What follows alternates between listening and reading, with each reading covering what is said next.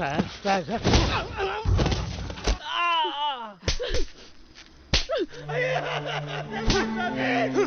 என்ன போட்டு கொள்றாங்களே.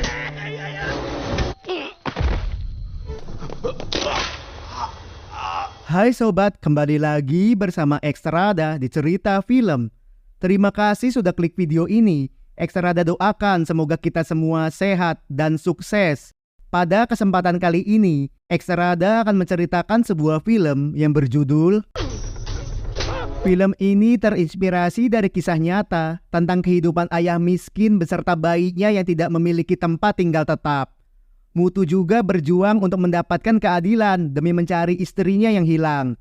Alih-alih dibantu, Mutu malah mendapatkan perlakuan yang tidak menyenangkan karena berasal dari kasta bawah. Tanpa berlama-lama, kita langsung saja ke alur cerita. Dan jika kalian suka dengan video ini, jangan lupa like, share, komen, dan subscribe agar channel ini terus berkembang.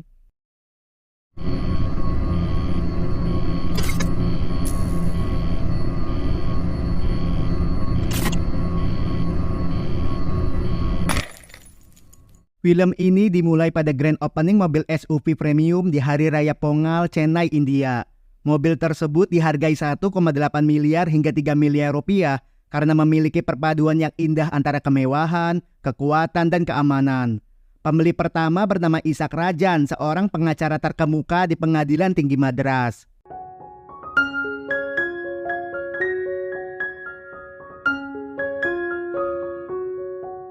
Dua hari kemudian di kantor polisi Chennai, Tamil Nadu, bersama dengan bayinya, Mutu nampak cemas, panik, dan khawatir karena sang istri hilang di rumah sakit setelah melahirkan. Penjaga memberitahu bahwa timnya sedang berada di luar dan meminta Mutu datang esok hari. Sebagai tunawisma, Mutu pun menangis pilu karena bingung cara menenangkan sang anak. Melihat hal itu, petugas merasa iba dan memberikan ASI-nya. அவங்க ரெண்டு பேருக்குள்ள வயசு வித்தியாசத்தினால சம்பவத்துக்கு அப்புறம் வேலை தேடி சென்னைக்கு வந்திருக்காங்க sir.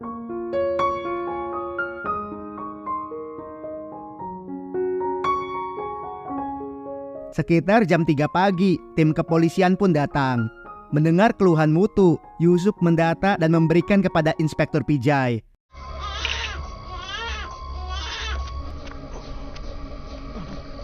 Melihat foto wanita, Mutu menceritakan 3 hari yang lalu sekitar pukul 2 pagi, Mutu dan istrinya melawan beberapa orang pencuri besi. Mendengar keributan, penjaga dan penghuni lain pun berusaha menolong. Polisi yang datang hanya memberikan peringatan.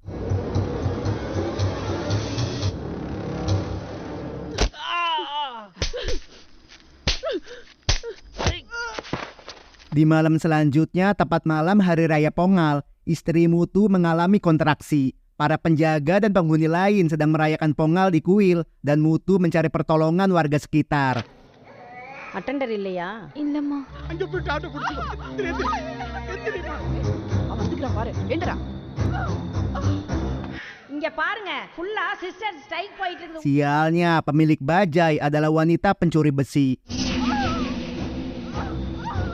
Dengan memohon, Mutu meminta untuk jangan menyimpan dendam.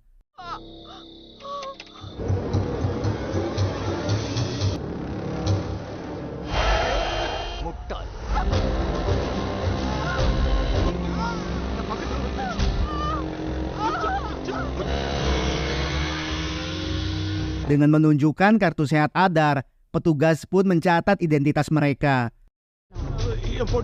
ஆரம்ப சுகாதார அட்டை கொடுங்க. Mutu 40 tahun dan Tulasi 26 tahun.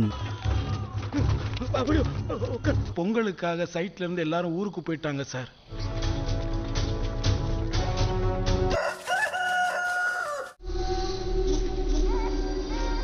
Melihat sang istri melahirkan dengan selamat, Mutu pun kembali bekerja.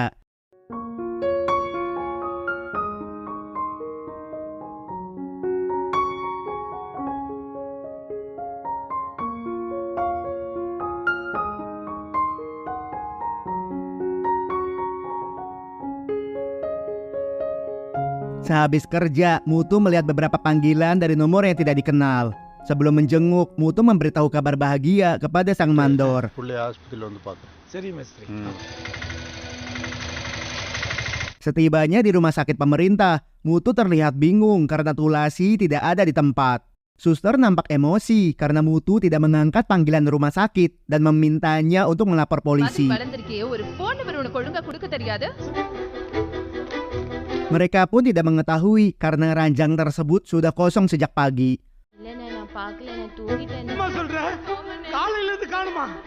Mendengar hal itu, Pijay mengajak Mutu ke lokasi penemuan.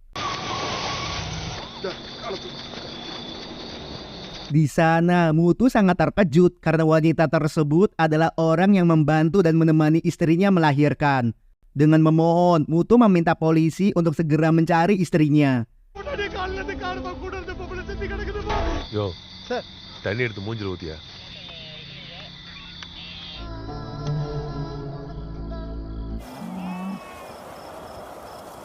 Pijay pun menyalahkan Mutu karena Saroja adalah seorang penjahat, pencuri, dan pernah dipenjara karena menumbangkan suaminya. Mutu percaya Saroja karena menurut kepercayaan desanya, jika ada orang yang mau menolong, maka jangan pernah meragukan orang tersebut.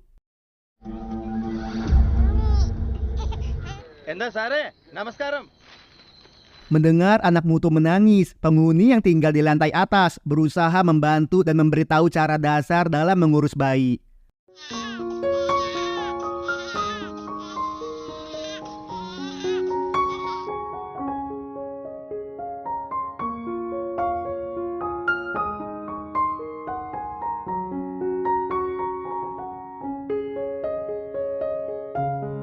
Dalam pencarian, pemilik toko memberitahu bahwa di waktu yang berbeda, adik Saroja, iparnya, dan penjaga kuburan pernah menjual emas di toko. Dengan cepat, Pijay menginterogasi adik Saroja. Di malam Tulasi melahirkan, adik Saroja ke rumah sakit hanya untuk mengambil kunci bajai karena Saroja akan menemani Tulasi. Mereka pun mencuri besi karena hasilnya akan dibagi dengan seorang pekerja konstruksi bernama Rama.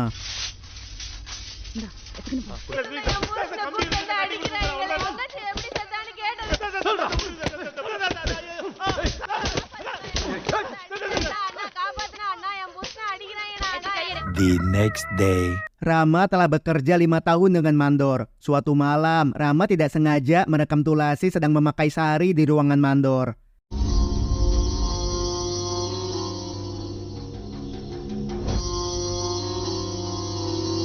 Rama menduga mandor berselingkuh dengan Tulasi.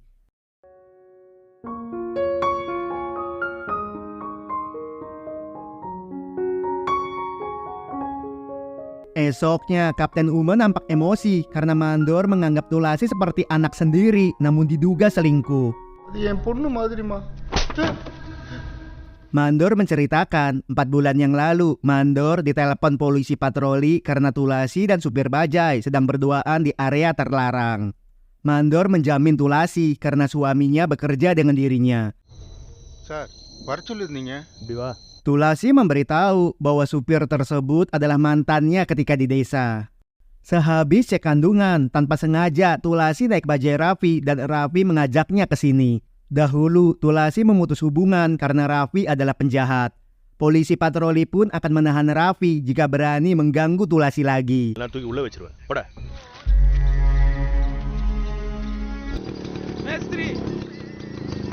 Polisi patroli menginfokan bahwa semalam baru mendapatkan keluhan bahwa Raffi yang mengganggu Tulasi 4 bulan yang lalu berhasil membobol ATM lebih dari 100 juta rupiah.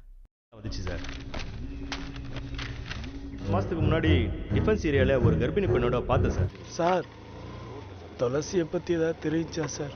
Karena Mandor tidak bisa dihubungi, Rama menjelaskan bahwa sehabis dari kantor polisi, Mandor pergi ke desa seminggu untuk menghadiri pernikahan anak sepupunya. Di hari berikutnya, Kapten menyimpulkan bahwa setelah melakukan penyelidikan dan investigasi, Tulasi kabur dengan Raffi, yaitu mantannya. Mereka kabur bersama dengan uang curian yang nilainya lebih dari 100 juta rupiah. Sedangkan Saroja tewas tenggelam karena berniat mencuri besi penutup got rumah sakit. இல்ல மேடம், என்ன madam? Karena banyak kasus yang harus ditangani, polisi menghentikan penyelidikan terhadap kasus Tulasi yang kawin lari dengan kekasih gelapnya. Mutu pun terguncang karena Tulasi tidak seperti itu. Dengan berurai air mata, Mutu memohon kepada kepolisian untuk tetap mencari Tulasi. Malangnya, tangisan Mutu tidak dipedulikan.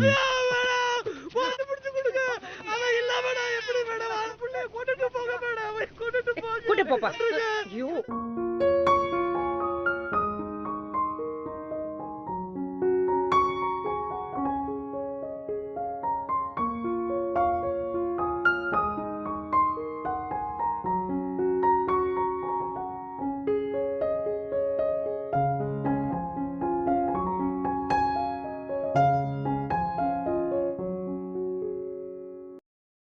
Malamnya, tim kepolisian Tamil berhasil menemukan bajai milik Raffi, namun mesinnya telah hilang.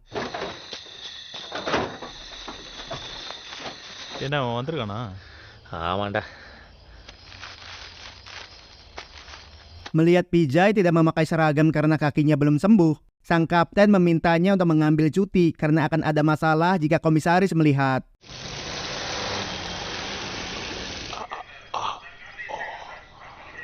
Di kantor Wali Kota Tamil Nadu, melihat surat keluhan bahwa kepolisian Tamil Nadu tidak bisa menangani kasus Tulasi dengan benar, Sekretariat Wali Kota meminta komisaris untuk segera menyelesaikan kasus tersebut.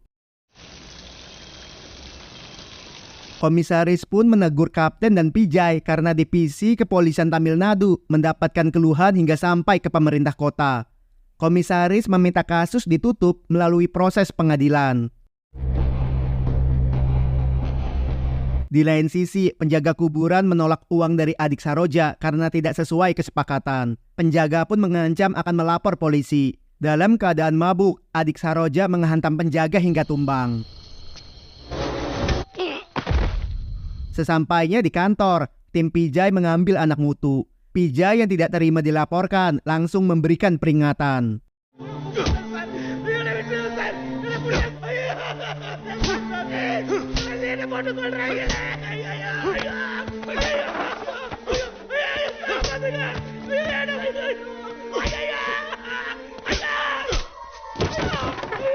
Kantor ini akan direnovasi. Jika sampai pemerintah mencabut anggaran karena kasus ini, maka Pijay tidak segan akan menumbangkan Mutu.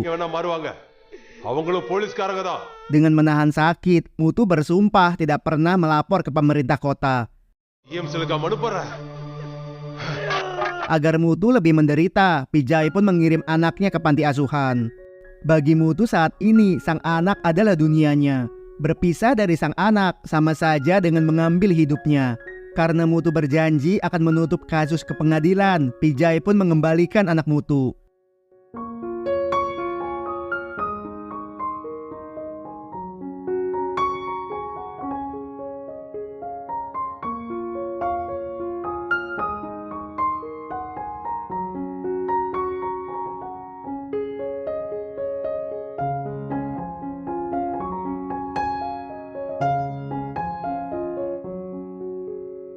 Dengan minta maaf, penjual kopi memberitahu bahwa ketika melihat Mutu menangis, penjual kopi merasa iba dan melaporkan ke pemerintah kota.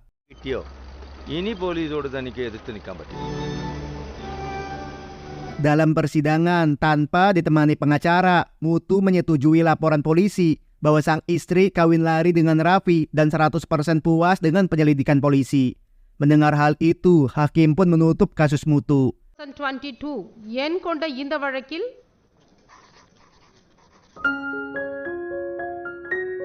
Melihat Mutu pergi tanpa berkata, entah kenapa Pijay melihat wajah Yusuf seperti merasa bersalah. Di tengah malam pada saat mati lampu, di saat semua tim berpatroli, terdengar suara tembakan di dalam kantor. Secara mengejutkan, Yusuf tiba-tiba sudah bergelimang darah. Dalam ingatan Yusuf, beberapa hari yang lalu, mereka yang terburu-buru hampir menabrak Tulasi yang akan melahirkan.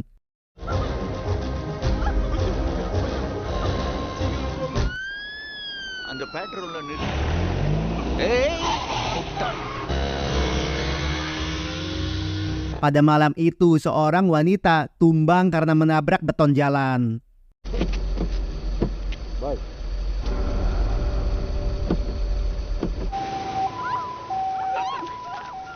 Eksekutif penjualan showroom memberitahu bahwa Vika adalah anak tunggal dari Ishak Rajan, seorang pengacara terkemuka di Pengadilan Tinggi Madras.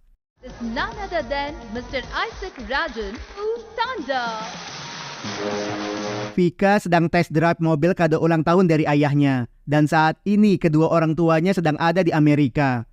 Customer comfort ஜோனுக்கு Vijay pun terkejut karena airbag pada mobil seharga 3 miliar rupiah tidak berfungsi. Bad luck.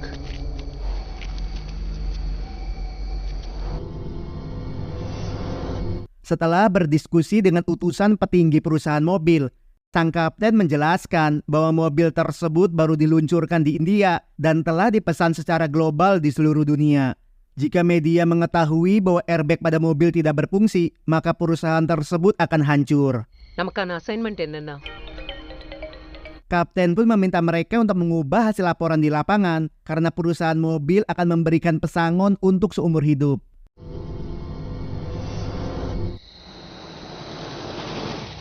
Dengan cepat, mekanik mengaktifkan airbag pada mobil.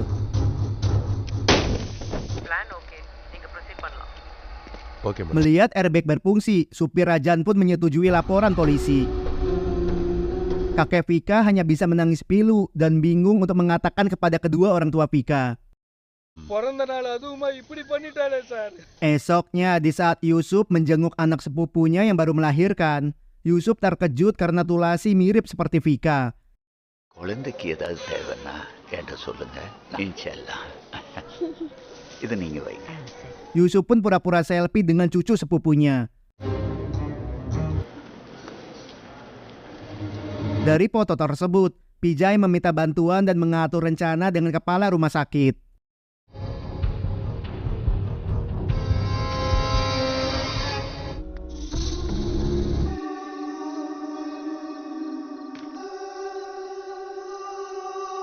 Malamnya, Yusuf melihat Saroja menyerahkan kunci bajai kepada adiknya.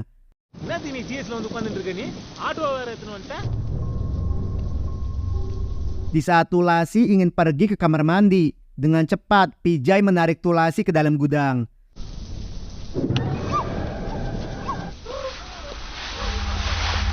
Saroja yang melihat berusaha mengalihkan mereka.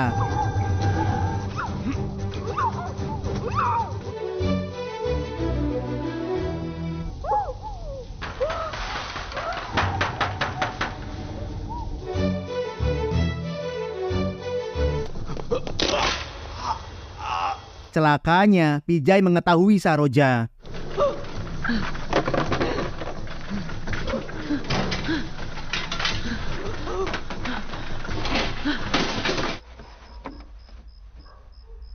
Saroja yang panik tanpa sengaja melompat ke dalam saluran got pembuangan.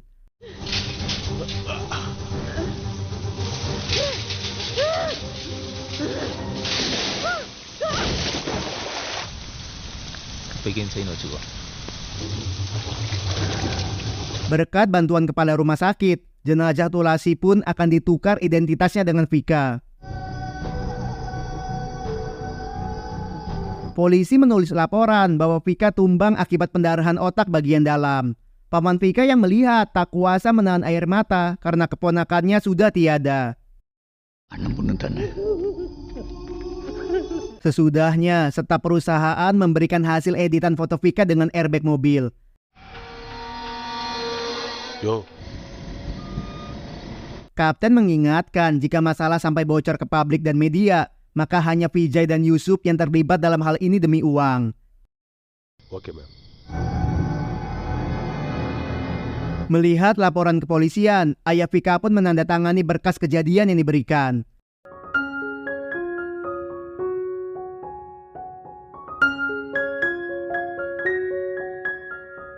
Melihat kondisi sang anak, mereka hanya bisa meneteskan air mata.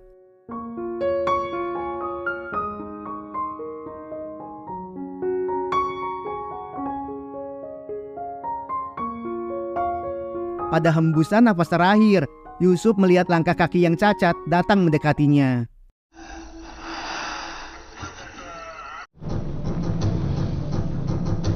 Satu bulan berlalu, Vijay seolah merasa bersalah karena Yusuf bunuh diri akibat depresi berat. Sedangkan Kapten merasa bangga karena alibi dari Raffi dan Tulasi kawin lari adalah alasan yang kuat. Rupanya setelah mendapatkan info dari pemilik toko emas, Vijay ingin tahu dari mana penjaga kuburan mendapatkan emas. Penjaga menceritakan di saat adik Saroja mengambil kunci bajai di rumah sakit, adik Saroja melihat Raffi yang diduga akan membawa kabur Tulasi. Adik Saroja curiga karena Raffi bukanlah dari komunitas bajai daerahnya. அவங்க 2 பேருக்குள்ள வயசு வித்தியாசத்தினால சம்பவத்துக்கு அப்புறம் வேலை தேடி சென்னைக்கு வந்திருக்காங்க. Singkat cerita, adik Saroja dan temannya tidak hanya menangkap Raffi tapi juga menumbangkannya. Mereka tergiur dengan perhiasan yang dipakai dan uang di bawah jok. Untuk menghilangkan barang bukti, adik Saroja memberikan kalung emas kepada penjaga kuburan untuk membakar jasad Raffi dan membuang bajainya di gedung tua.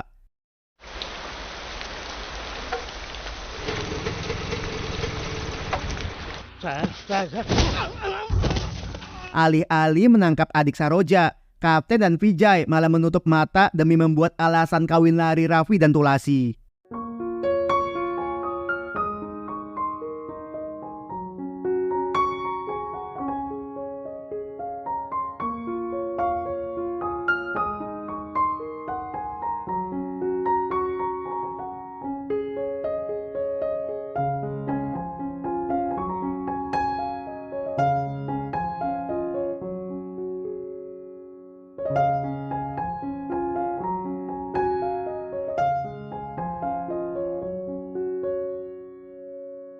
Karena banyak kasus yang telah selesai, beberapa staf dari pemerintah kota mulai mensurvei gedung untuk segera direnovasi. Semua tim dari sang kapten dipindahkan ke distrik lain untuk sementara waktu.